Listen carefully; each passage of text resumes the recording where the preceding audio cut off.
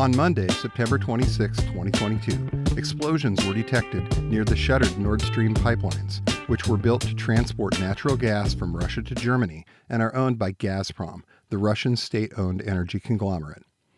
Almost immediately, the explosions were attributed to sabotage. Moscow was quick to blame the United States, following a well-established pattern of denial and obfuscation that dates back to the Soviet Union and the KGB. Right-wing pundits such as Tucker Carlson and Dan Bongino were quick to agree, and frequently repeated the Kremlin's claims in the following days. However, based on all available evidence at the moment, it appears that the Russians have once again returned to their policy of state-sponsored sabotage, as documented extensively in the Mitrokhin archive, the collection of handwritten notes which were secretly made by Vasily Mitrokhin during his 30 years with the KGB. We may never be able to definitively establish who caused the damage to the pipelines, but when one party has an extensive track record of sabotage, lies, and cover-ups, their claims should be thoroughly scrutinized. I'm Griff Somke. And I'm Jay McKenzie. And this is the Did Nothing Wrong podcast.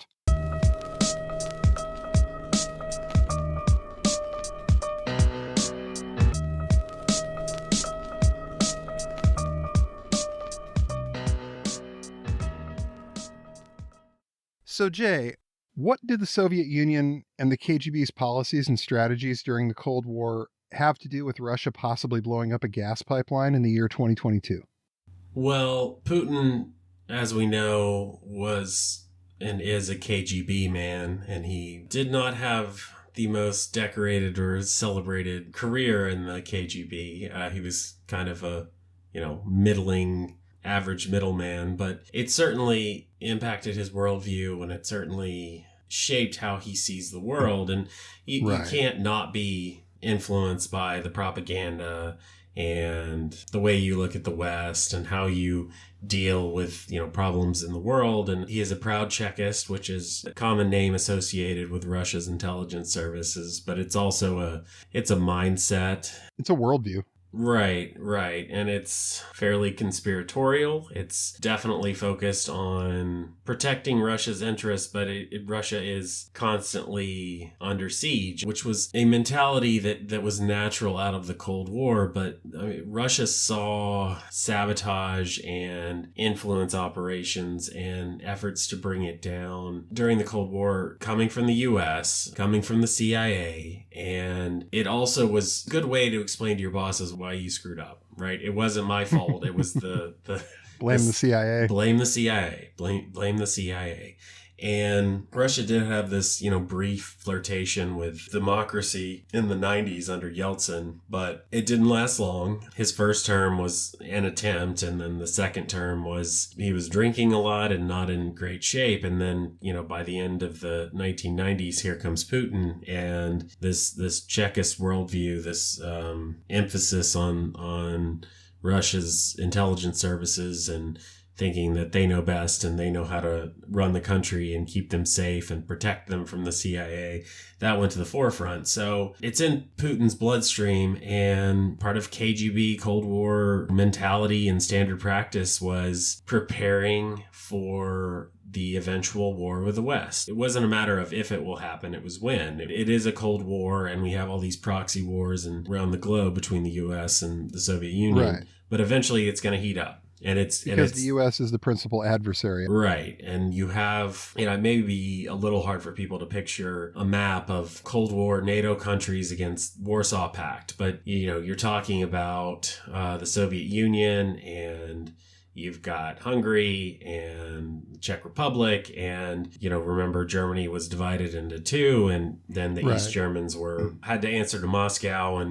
And in fact, Putin spent some time working with the KGB in Dresden. Yeah, and that it was natural. It was, part of their plan that we are prepared for war with the West. And one of the things that they really emphasized was sabotage operations. And when war breaks out, the Russians, the Soviets believed that there would be all these resistance movements in these NATO countries, which I think was a little fanciful, but they certainly believed it. They believed it like they believed the CIA was behind everything that went wrong.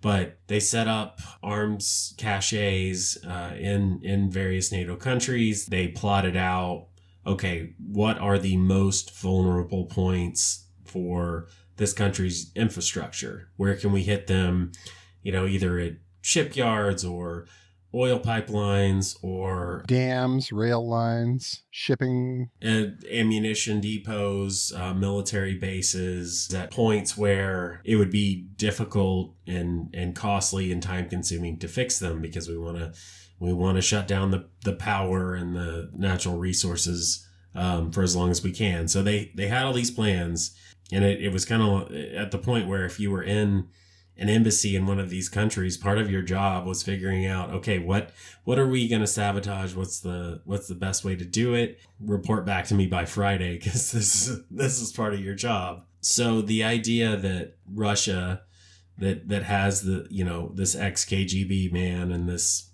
Chekist mentality, wouldn't already make all these plans to sabotage oil pipelines, natural gas pipelines, even if it's his own. Why wouldn't he? And Nord Stream 1 and 2, at the time that they were hit, neither one was supplying gas to Europe, so it's not like they're even losing any money at the moment. And there's no way to know if these conduits for natural gas were ever going to be turned back on. Wasn't looking good. And Europe is looking for alternatives. So if you're wanting to kind of maximize the pressure on the West and let us know that you're serious, this is what the Soviet Union did and planned for. And Putin has made it very clear that he thinks that Russia isn't just at war with Ukraine. They're at war with NATO. They're at war with the West. And he's very explicitly stated that. So if the KGB made all these plans to carry out these sabotage operations against NATO countries in case war broke out, well, they think war with the West has broken out. So here comes this sabotage operation, and everyone assumes it's the United States.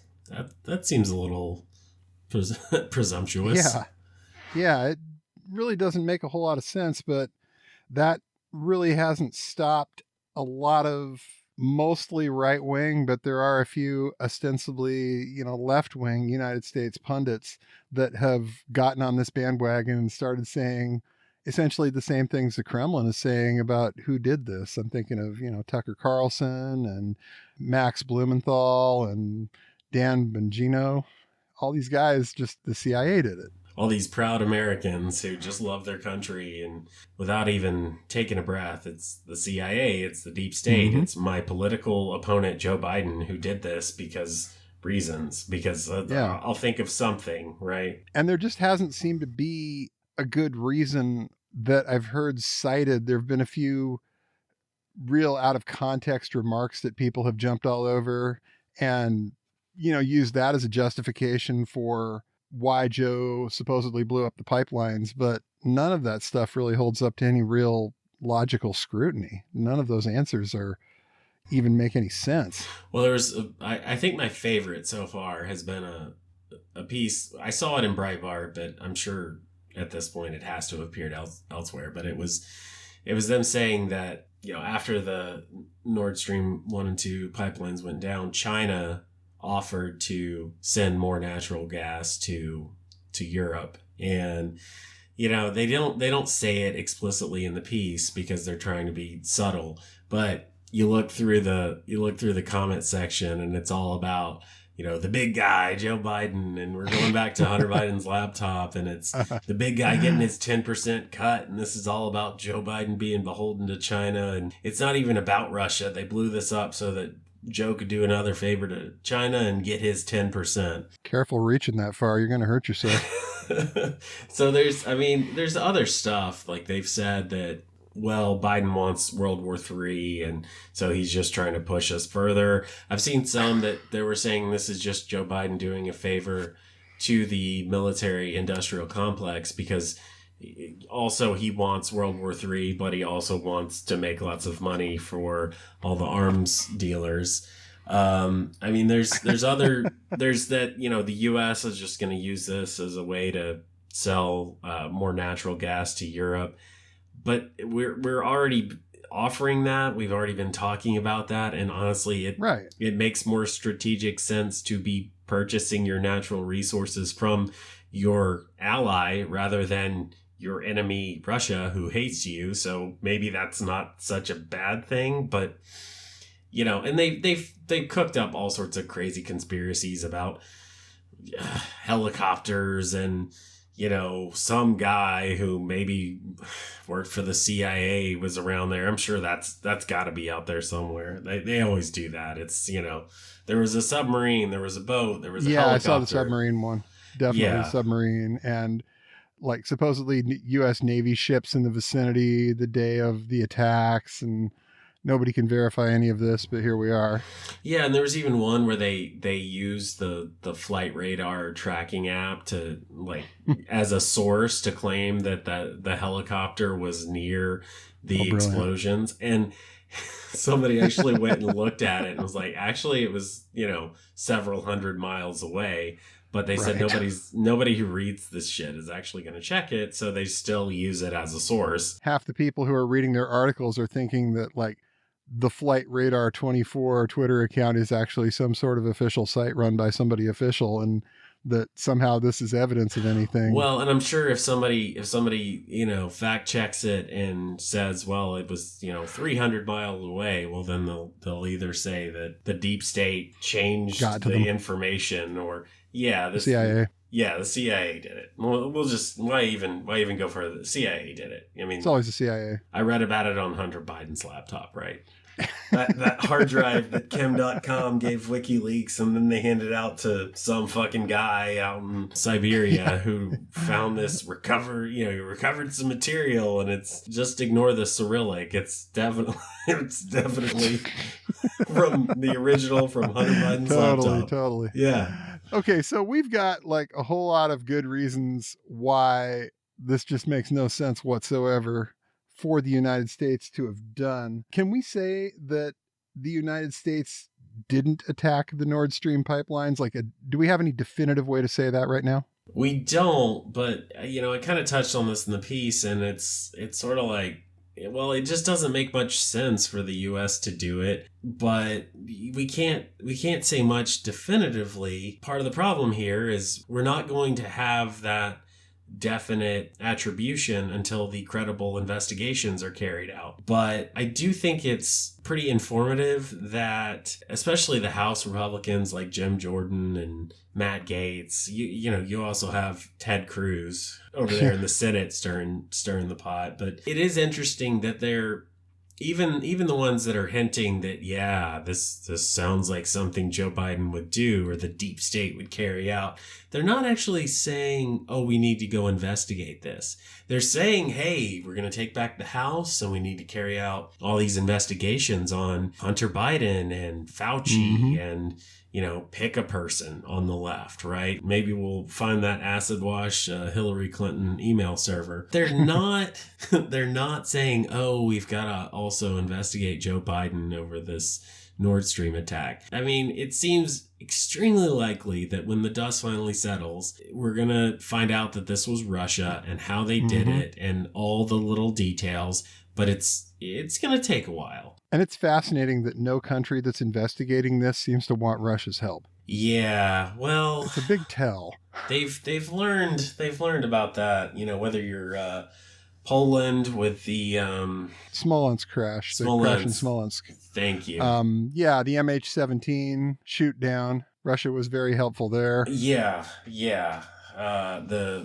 Syria and Assad's war crimes and chemical weapons attacks. The Skripals in England. Sasha Litvinenko in the UK. I mean, I've read a few books about that, and it's they of course told the media that we're going to be incredibly forthcoming, and we're going to make the suspects available for rigorous interrogation, and that is not the way it worked, and anyone who was directly involved said as much. You mean that softball interview on RT was not rigorous investigation? I mean, wow, I'm shocked. the Skripal poisoners. The guys who did the Skripals, They were we just are tourists.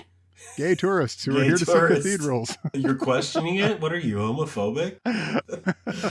But it is telling that these guys like Ted Cruz and Gates and Jim Jordan, they love to find ways to make Democrats look bad, even if it's mostly made up. But if we're gonna find out that this is definitely Russia eventually, then they're probably staying away from this one because they don't like to be proven wrong. They don't like to be, you look at the Durham probe that's about to finally wind up, which has been almost a complete failure, but the right there's just enough information in there for the right to keep spinning it as a win, or at least, well, even if it wasn't quite a win, we still found out some things, and it was still important to prosecute this guy for marking down a few things wrong and in an email that he sent out and all this, and he got some probation for that. So, but it's something. There's something that they can cling to here. But if it gets definitively proven in 2 years that Russia carried out,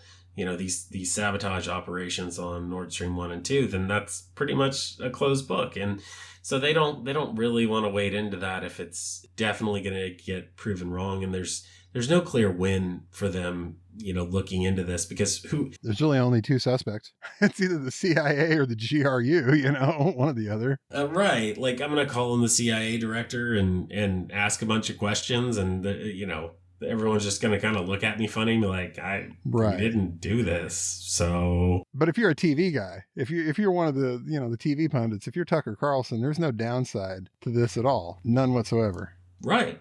You make all your accusations, implications, push that line. But hey, Tucker doesn't have to do anything else. He just says the thing and then goes back to whatever white nationalist or Kanye interview that's next. And if you missed the Tucker episode on it, you can catch it on Russian State TV the next morning.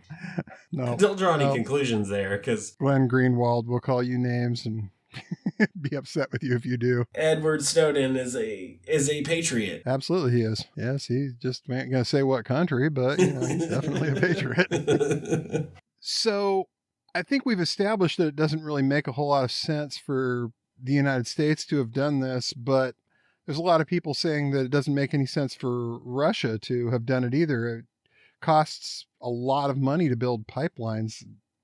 Why would they do this? Why would they flush a bunch of money down the toilet by blowing up their own pipeline? What sense does that make? Well, it did cost billions of dollars, or hundreds of billions of rubles. I don't know the exchange rate at the moment, to build these things, but there are some things more important than money. And I think that's what makes Russia different than us. I think we are really tied to this capitalist mentality that, well, we spent money on a thing, so we have to make, use of the thing. Right. And certainly Nord Stream 2 was never operational, but Nord Stream 1 was for many years, and they made a lot of money selling natural gas to Europe. But at the time that the explosions happened, neither pipeline was pumping gas and selling it. And there was no clear way back, with the sort of aftershocks and the sanctions and the bad press of Russia's full-scale invasion. Europe was finally saying, okay, this is enough, and we've got to pull away from this dependency on Russia. But I do think it goes beyond that, and I do think we have to remember that Russia is not like us, and they do not value things the way we do, and they have a more, traditional sense, and they see the long view of history, and they see when they talk about their orthodox beliefs and what they want the world to look like. They know it's not going to change tomorrow, but they are clear in making their sort of traditional values be upheld over the long term, and they see the West as tearing that down and rejecting what they believe in, and we want to call it traditional family values and all these things. So I think destroying these pipelines, it costs them money, but with them gone by the act of Russia actually doing this and everyone kind of knowing it's them, but of course they don't admit it. Of course they muddy the waters and blame anyone and everyone else. But even that, even blaming the West, blaming the US or Poland or Sweden or whoever it is, it's now become an instrument of hybrid warfare. It's become another, line of propaganda. It was something that was cited by Putin in his speech a few days later when Russia annexed these regions of Ukraine, which they're currently struggling to hold on to. But it opens another propaganda and disinformation avenue. They lost something, but they can also gain something here. Yeah, and what's that worth? What is it worth to have that threat of we can hit anything we want to? We can scare a lot of people with this particular move, and that's not nothing. It's that line between like soft power and hard power. Right. And yeah, there isn't a dollar figure to put on it. And we in the West, of course, like I said, it's a capitalist mentality. We put dollar signs on everything. And we just don't operate the same way, and we don't view the capabilities of these sort of hybrid operations. But within a day or maybe even less than a day of the attack on the pipelines, Gazprom put out this statement, and they were kind of wringing their hands about Naftogaz, which is the Ukrainian state-owned natural gas company.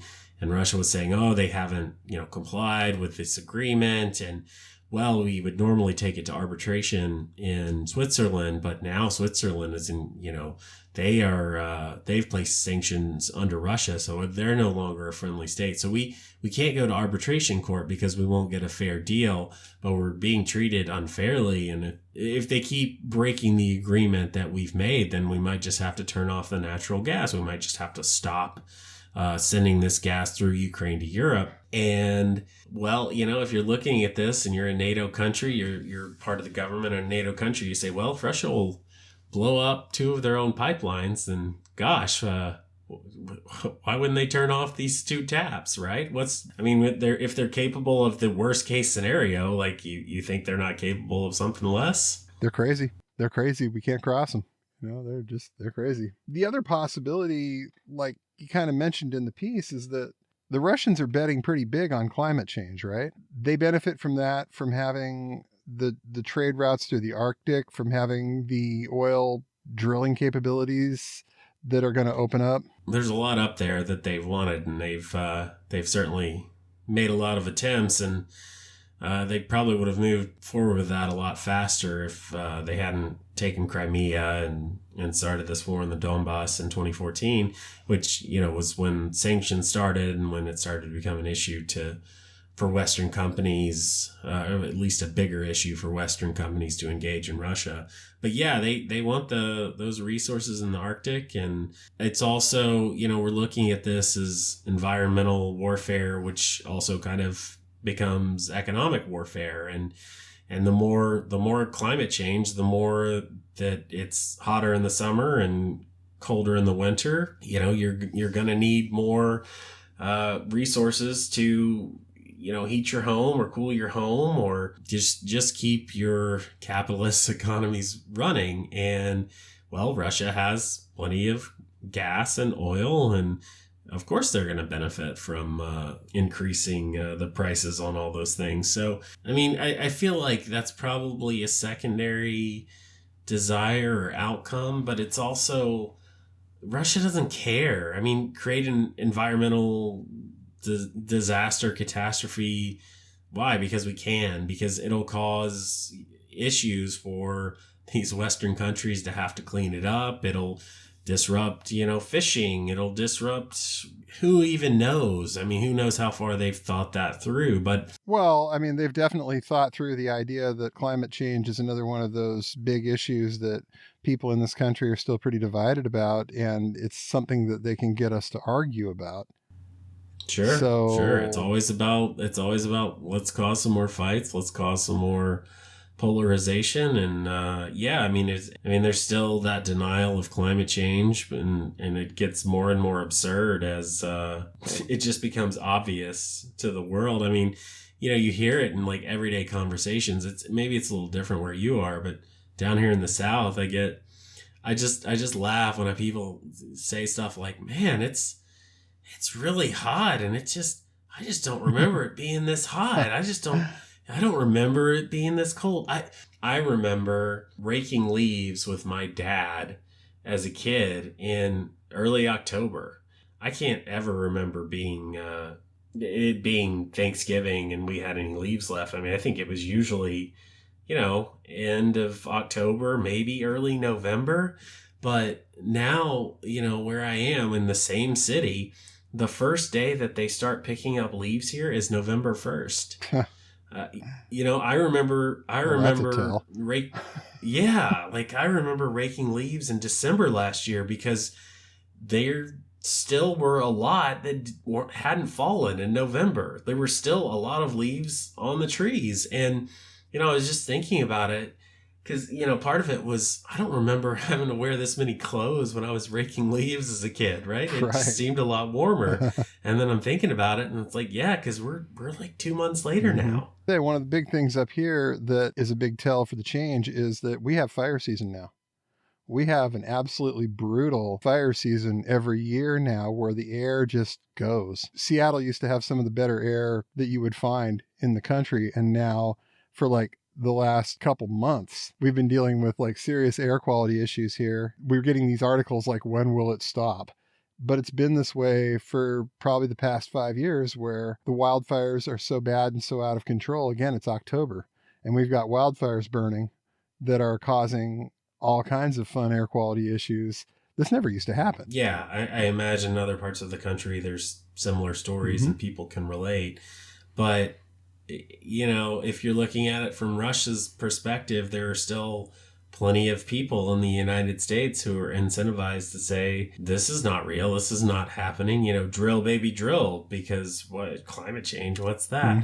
So it's going to get more absurd. It's going to get crazier, but there's still going to be people that are motivated to tell you you're wrong. I mean, how many years did it take to finally get cigarette companies to admit that smoking caused cancer? So it is something that we're going to argue about, and it's absurd, and it's maddening that we have to argue about something that we can see with our own eyes. And it's literally some days you can see it with your own eyes up here. It's that bad. But I just don't remember it being this hot. I'm like, yep. Get to the next step. Get to the next one. It's still okay. Russia knows that this is still something we're gonna fight about, and man, they love it when we do that. Absolutely.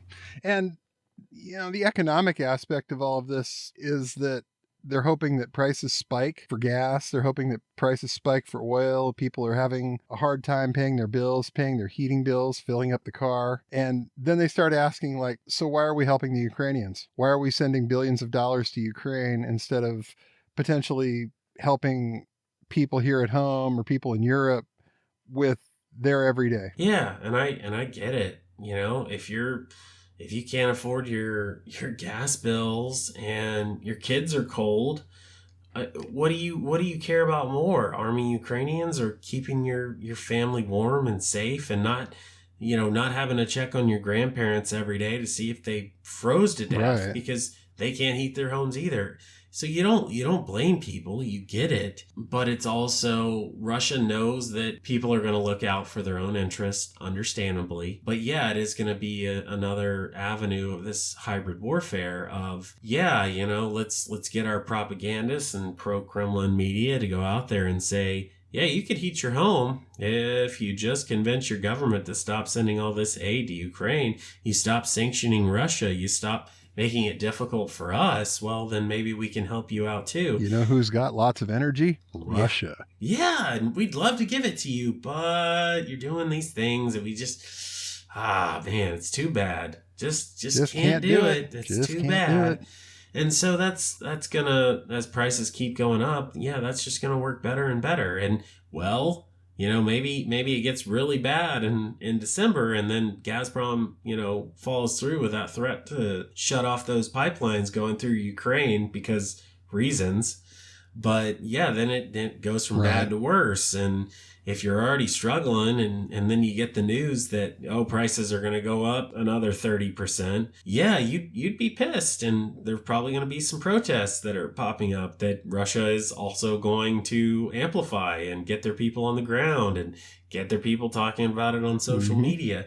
So it's going to work. I mean, it is a question of how much is it going to work? And I certainly don't think we should stop arming Ukraine, but it's also something that that we need to be ready for because it's coming. So you talked about this in the piece, and we touched on this a little bit earlier, that we are definitely in a Cold War at this point.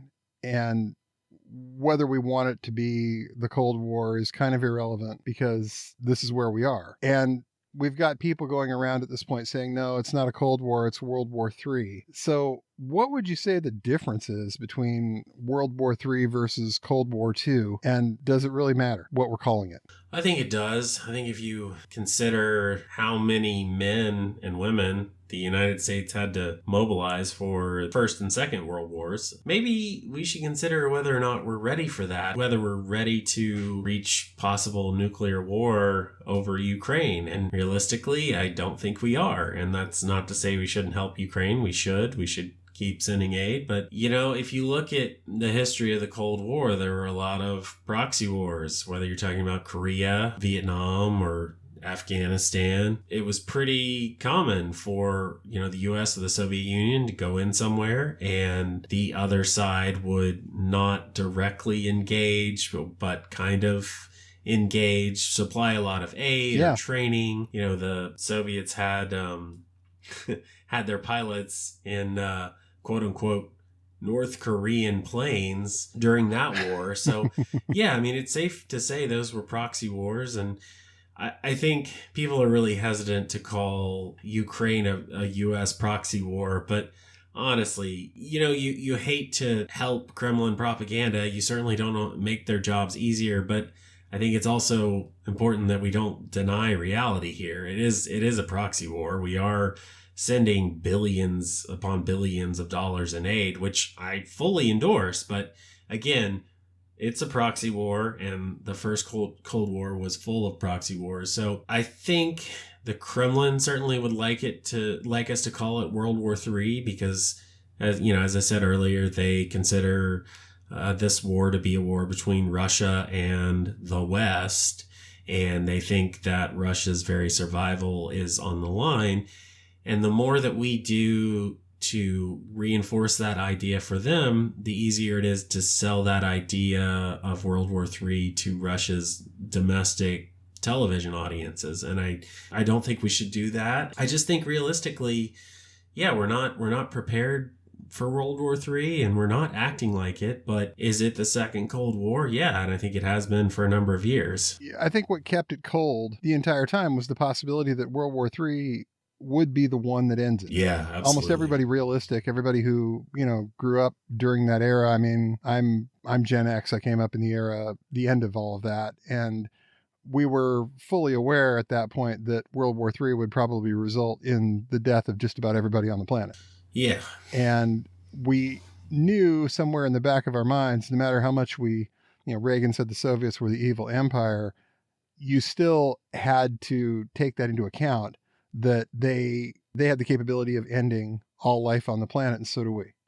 So calling it World War III makes it so much more likely that ends up happening. That seems like such a bad idea to go around and say that. There's a reason why we never did, like you said, for all those years. Right. And I think Biden has, made it pretty clear that he doesn't actually want World War III. I mean, he's really, really been pushing and making statements to the effect of, Putin, don't use tactical nuclear weapons, which are, they're slightly smaller booms, but they're still nuclear weapons. And, Biden has urged Putin not to do it and said it could be Armageddon. If Biden really wanted World War III, he could get it. Right, it wouldn't be that hard. You've got Putin over there saying it is World War III. So if Biden wanted it, he could have enforced the no-fly zone over Ukraine, which a lot of people called for and a lot of people wanted. He could put, American troops on the ground, special forces. If you go in with the full might of the U.S. military, well, obviously it is World War III, and I don't think he would do that. But you could try to have limited operations, or you could try to put it in this narrow scope, but he's made it very clear that we're not doing that. I mean, he's also said things like, making it clear that Ukrainians shouldn't use American military aid and equipment to strike directly into Russia. He said that's not okay. We're not doing that. This is a defensive war, so keep it in Right. Ukraine. And even, one thing that we saw recently was the New York Times story about the assassination in Moscow of Daria Dugina. And it was, pretty clear that the bomb that went off in her car was also supposed to hit her father. The much talked about Alexander Dugin, and he only escaped because he switched cars at the last minute. But the New York Times story was well sourced, and it said that some elements in the Ukrainian government appear to have, or at least the U.S. believes that they approved the hit on Dugin and Dugina. So I think stuff like that is certainly, Biden, U.S. intel telling Ukraine to back off, that, that's enough. Right. Because we certainly want to help Ukraine, but Biden really does want to avoid World War III. And I think he's as adamant about that as he is about helping and arming Ukraine. I think a lot of people have confused that situation and idea. There's a lot of misleading takes, that whether it's, Biden, what Biden does or doesn't want. But honestly, I think if you look at it objectively and realistically, he's been clear about where he stands on this. Right. I mean, some of the rhetoric that's come out, you can say, man, you wish you wouldn't have said it quite like that. But again, Joe Biden. Well, yeah, there's always that element of Joe Biden. He's going to say some things that he probably could have said better. And But he's been doing this since he's been in politics. And he is of that generation that understands the risks here. Right. He understands the stakes when it comes to World War III. He's been at it long enough that I don't think there's a lot he's doing that's unintentional when it comes to this. It definitely seems like back off signals more than anything else, reminding people that, hey, there are real huge consequences to this kind of rhetoric coming out of the Kremlin. This is not a game. This is not a joke. This is stuff that could end up, like I said earlier, wiping out all life on the planet if done right. And for a guy who doesn't want World War III, you really think he's going to jump from, those steps to de-escalate to blowing up a pipeline, a Russian pipeline? You think he's going to approve an act of terrorism? I just, it is a little... What do our allies think about that when that happens? Yeah, when all these Western, NATO countries have to explain, the gas prices are insane right now, and it's really difficult to heat your home, and I guess Joe Biden maybe approved this attack on this pipeline, but don't worry about it, it'll be fine. I mean, that's nobody's going to try to make that argument. Like, it's pretty clear that the backlash from these NATO countries would be quite severe, and understandably so. We would be messing with their well-being and everything. I mean, you can't run without these natural resources. You can't run your country without natural gas at this point. So it would have caused permanent damage to the NATO alliance, and it's not even clear that we could have survived it at that point. It would right. The level of scandal is kind of off the charts. And if you look at it, how could the CIA expect to get away with this? Like, it's not going to be the kangaroo court version that's coming out of Moscow. We're going to have real people who really try to get to the bottom of this. So it was going to come out eventually, and it was going to look right. very bad for us. And also, in the short term, it does give Putin those reasons to say, World War III is upon us. I think it's important to remember the difference between the U.S. and Russia, because the apartment bombings in Russia in 1999, almost 300 people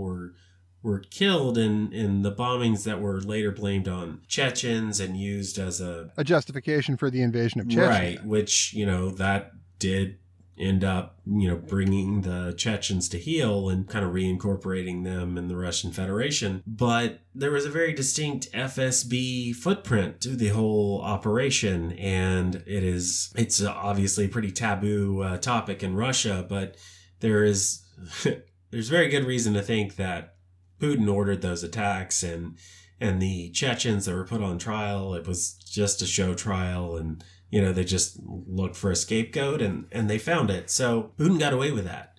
And Right. Russia has certainly committed acts of terrorism. They poisoned Sasha Litvinenko with radioactive polonium. They poisoned the Skripals more than 10 years later in the UK with a nerve agent, Novichok. So Russia has endorsed terrorism. Putin is probably in the position he's in right now as president because of terrorism that he didn't have to answer for and that he got away with. And the U.S. just doesn't work that way. We have laws, we have safeguards, we have real, credible investigations that go after the truth. We're not perfect, but we're different. Thanks for listening to the Did Nothing Wrong podcast. If you want to hear more, you can go to didnothingwrongpod.com. You can also follow us on Twitter at James, the word 4, and the letter M, all one word, and Grizza BJJ, Grza BJJ, as well as DNW Pod. Thanks again for tuning in, and remember, everyone mentioned did nothing wrong.